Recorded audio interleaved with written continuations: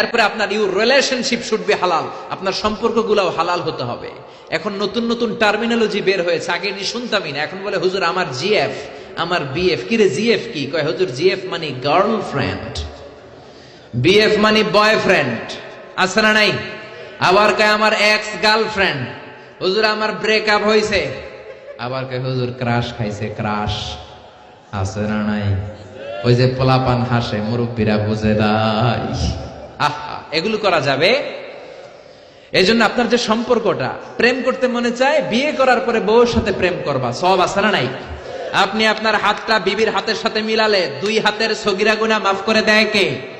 আপনার বিবির চেহারার দিকে তাকালে চোখের সগীরা গুনাহ মাফ করে দেয় কে? তুমি সুন্দর তাই চেয়ে থাকি, সে কি মোর অপরাধ? বিবির দিকে, স্ত্রীর দিকে তাকাইয়া সুন্দরী বলে অপরাধ নাই, কিন্তু শালীরে সুন্দর বললে অপরাধ আছে না নাই? ভাবিরে সুন্দর বললে অপরাধ আছে না নাই? চাচাতো বোন, কাজিনদের দিকে তাকাইয়া সুন্দর বললে অপরাধ আছে না নাই? এজন্য ইউর রিলেশনশিপ শুড বি হালাল। ছেলে মেয়েদেরকে আগে বিয়ে করায় দেন। মালয়েশিয়াতে আমরা একটা ক্যাম্পেইন করি, টাইমলি ম্যারেজ ক্যাম্পেইন। আমি দেখেছি অনেকে এটার সাথে জড়িত। এই টাইমলি ম্যারেজকে আমি সাপোর্ট করি। সময় মতো ছেলে মেয়েদেরকে বিয়ে করায় দিবেন।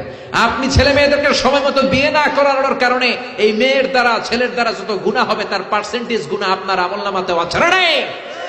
এজন্য ইসলাম বলে ইউর রিলেশনশিপ শুড বি হালাল। তোমার সম্পর্কটা হতে হবে হালাল সম্পর্ক। বিবাহ বহির্ভূত ইল্লিগাল ম্যারেজ সিস্টেমে কোনো সম্পর্ক ইসলামে জায়েজ নাই, হারাম। চিল্লা এখন ঠিক কিনা? এরপর ইসলাম বলে ইউর এন্টারটেইনমেন্ট শুড বি হালাল। আপনি যে বিনোদন নেবেন, ইসলাম বিনোদনেও বাধা দেয় না, তবে আপনার বিনোদনটা সুস্থ বিনোদন হতে হবে, আপনার বিনোদনটা হালাল বিনোদন হতে হবে। এখন টেলিভিশনের মধ্যে মেয়েদের রেসলিং খেলা আছে না নাই? কোন মুসলমান মেয়েদের রেসলিং খেলা দেখতে পারে নাকি? আবার ক্রিকেট খেলার মাঝখানে ছক্কা মারলে চিয়ার গার্লসরা দুম্মা চলে দুম বলে নাচানাচি শুরু করে, আছে না নাই? যেই খেলার মাঝখানে ছক্কা মারলে উলঙ্গ মেয়েরা নাচে, ওই খেলাও মুসলমানরা দেখতে পারে না। চিল্লা এখন ঠিক কিনা? এই জন্য আমাদের কালচার হবে ইউনিক। হারাম কোন ধরনের বিনোদন মুসলমান গ্রহণ করতে পারে না। মুসলমান গ্রহণ করবে হালাল বিনোদন। তার মানে ইউর ফুড শুড বি হালাল, ইউর ড্রিঙ্কস শুড বি হালাল, ইউর ইনকাম শুড বি হালাল, ইউর রিলেশনশিপ শুড বি হালাল, ইউর এন্টারটেইনমেন্ট, আপনার বিনোদন শুড বি হালাল।